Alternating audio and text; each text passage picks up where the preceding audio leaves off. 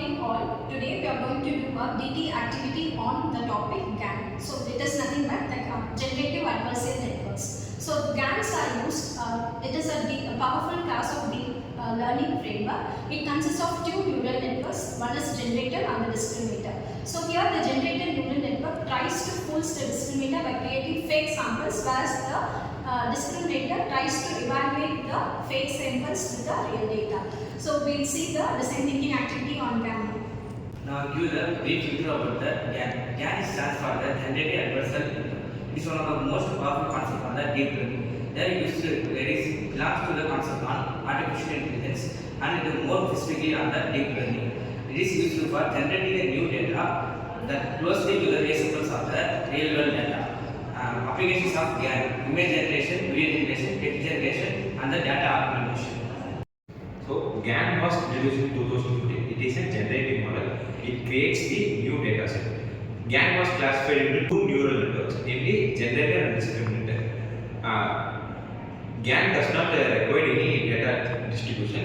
It learns the data from the user input, and generator becomes too strong when discriminator fails, and discriminator becomes too strong when generator fails. For example, there is a website namely "This person does not exist." So it's a website to create a fake human faces. Here GAN technology was used. Likely, generator generates the fake human faces and discriminator checks the fake human faces real or not. Like it can be detect the hair texture and skin color and facial expression. Concluding these three, discriminator will check the generated image and it says this image is fake or not. This is how the GAN works.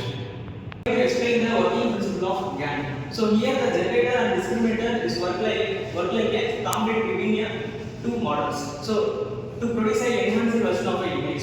So here the GAN produces fake images and discriminator try to classify those real sample and fake sample. So first of all, in this initial, so the random input vector, the random input vector contain a vectors that does not have any meaning at all in the initial time. So this random vectors is fed into the neural network of a generator. Exact version of an image is not possible at all because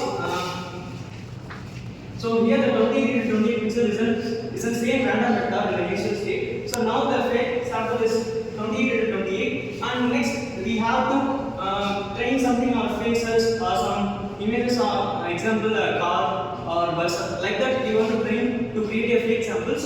So we want to create a original version of this. So from this database we can fit into the faces in this. So this faces of the real sample is fit into the real sample where it can pass real sample and fake sample into a discriminated part. Here the discriminated part try to detect the fake samples.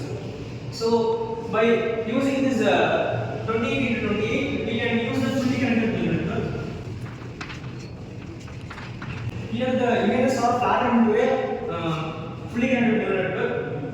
Then the neural network classifies the real or fake. So next, from this real means it can carry out the 1 and fake means it can use a 0. So here we can now complete the loss of a generator and discriminator.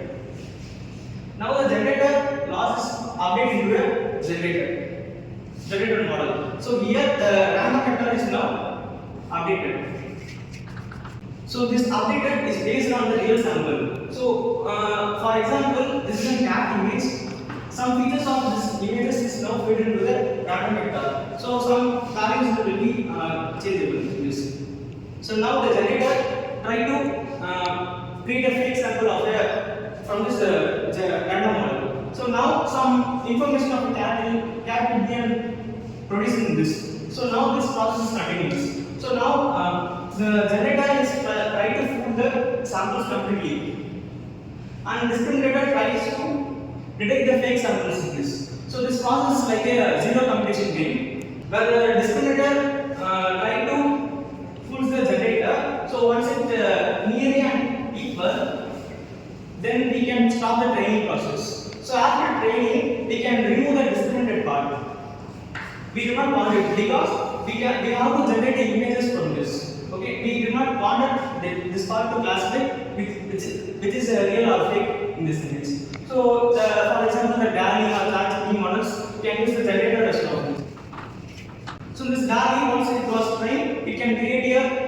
images from this. For example, you can see I need a cat image. Once we prompted by using an input vector, so it can create a generator of a cat images. Look upon the applications. First one is image generation. The image generation of faces or objects. Next one is deepfake videos. The images that are fake. And third one is super enhanced images, that is high quality images. Fourth one is medical imaging, that is MRI or CT enhancement. AI images, that are AI paintings or artworks. And next one is gaming, creating new real world realistic environments. Fashion design, new cloth styles and data augmentation for ML models. I'm going to explain about the imitation of the GAN. First one is what challenge is training instability. In here, the model does not learn train the data smoothly. Instead of step-by-step process of training, the GAN is trained like isolated method. It is go up and down. This happens because the GAN they use for two neural networks. First one discriminator and the generator. If any one network is strong, the balance between these two is difficult. Like if the discriminator is too strong, the GAN fail to produce the output, and if the generator is too strong, the discriminator fail to detect the fake images. The second challenge is mode collapse. In here, the generator produces a repeated output. Instead of creating a many variants of images, it provides the same repeated output. This is happened because of the generator find the pattern to fool the discriminator. By this, it create a same and similar output instead of creating a many variants of images. And the third challenge is computational resource. In here, by using here the two network, we need an high powerful hardware and more resources. This happen by taking many data and resources. I am here to tell about the real-world use of GAN. In NVIDIA, the GAN is used to synthesize the images and a generation process. Mostly, the GAN is used in cinematic industries, healthcare, and automation training. The main process of the GAN is content generation using AI. Now, let's conclude this session. GAN has a major impact on AI and it has a huge potential. That is, it is said to be the future of the generative AI. It not only analyzes but also creates using AI. Generative adversarial networks are the powerful techniques of deep learning frameworks. It consists of two neural networks such as the generator and the discriminator, wherein both the neural networks compete each other to give a high quality resolution image. So we saw the applications like image super resolution, image to image translation. Thank you.